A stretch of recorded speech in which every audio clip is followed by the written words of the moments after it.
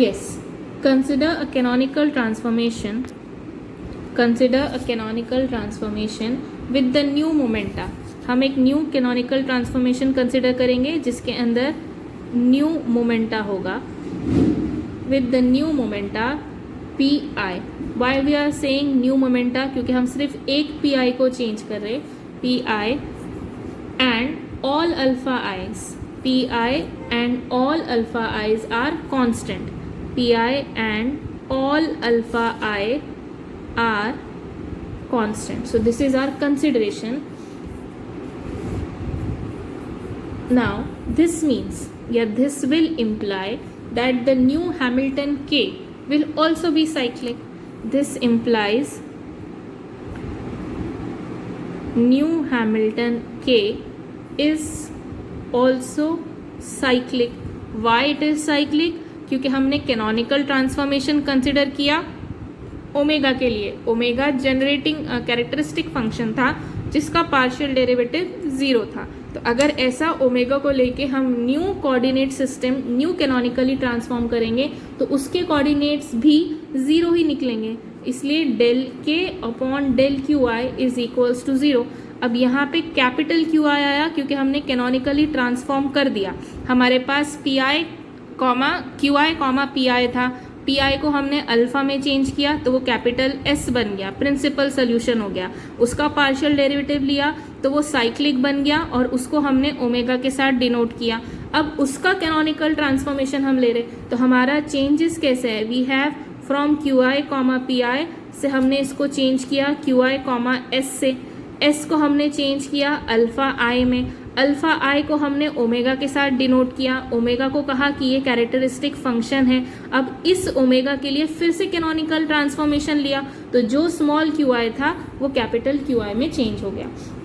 अब इसका मतलब है कि जो हैमिल्टोनियन है, Hamiltonian is the function of K plus del omega upon del T. That means K is the function of H of P I is equals to alpha I. P I क्योंकि एक ही momenta हमने choose किया था. Now this new equation of motion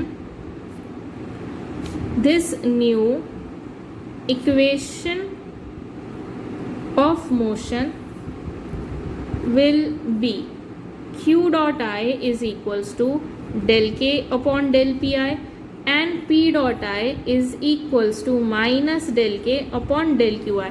ये again हमारे generating functions के types है. अब कैपिटल क्यू आई अगर मुझे निकालना है तो यहाँ तो डेरिवेटिव है तो कैपिटल क्यू आई अगर मुझे निकालना है तो इट विल बी डेल के अपॉन डेल पी आई.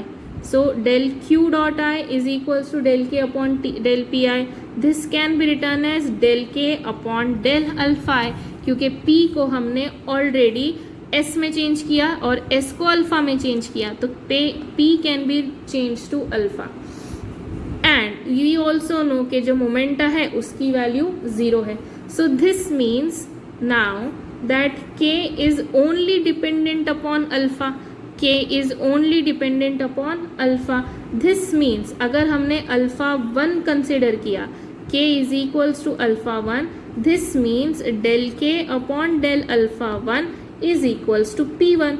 और पी वन की जो वैल्यू निकलेगी वो निकलेगी first transformation.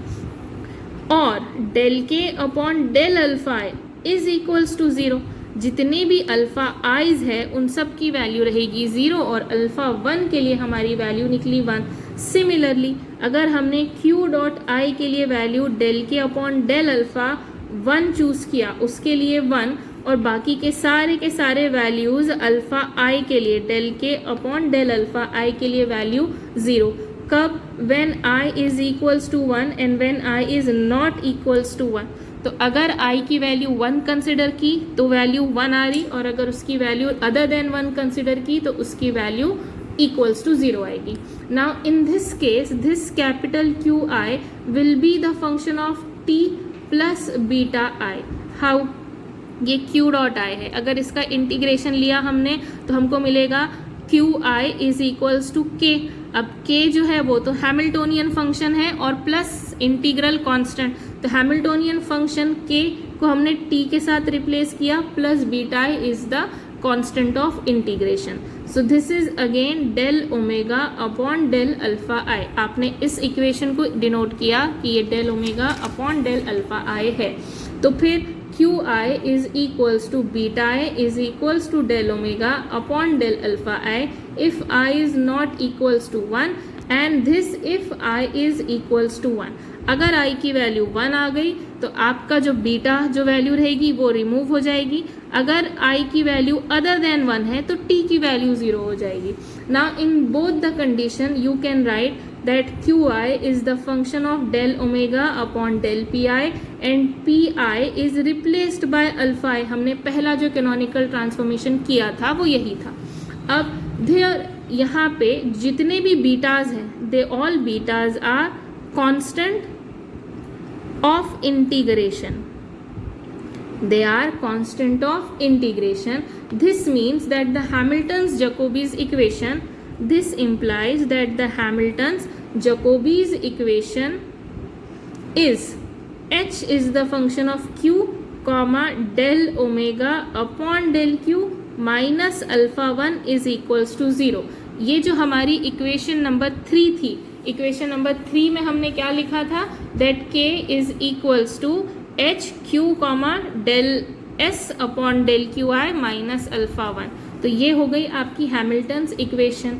This equation is the partial differential equation and it has how many variables, it has n variables. अगर ये n वेरिएबल्स है तो इसके अंदर हम कितने नॉन ट्रिवियल कॉन्स्टेंट्स निकाल सकते हैं, तो हम जितने जनरेटिंग फंक्शंस के निकाल सकते हैं। तो अगर n वेरिएबल्स है तो there are n-1 generating functions, तो इसके लिए भी n-1 non trivial constant of integrations रहेंगे।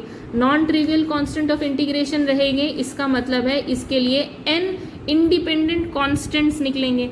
n independent constants means that there are n solutions, it means there are n solutions of this equation. अब इस equation के n सॉल्यूशंस हैं तो इसका जो जनरल सॉल्यूशन है उसका जनरल सोल्यूशन या उसका complete solution it will be written by omega is equal to omega times Q I comma alpha I.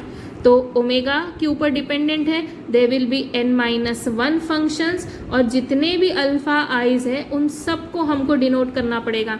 तो अल्फा आई कितने रहेंगे, there will be alpha 1, alpha 2, alpha 3 and so on up till alpha n। So there will be n variables which has n-1 constant। therefore जो Hamilton's equation of motion है उसके n solutions रहेंगे और उसका generalise solution इस form में given रहेगा। तो omega is equals to omega q I comma alpha i is the required answer of Hamilton's Jacobi's equation.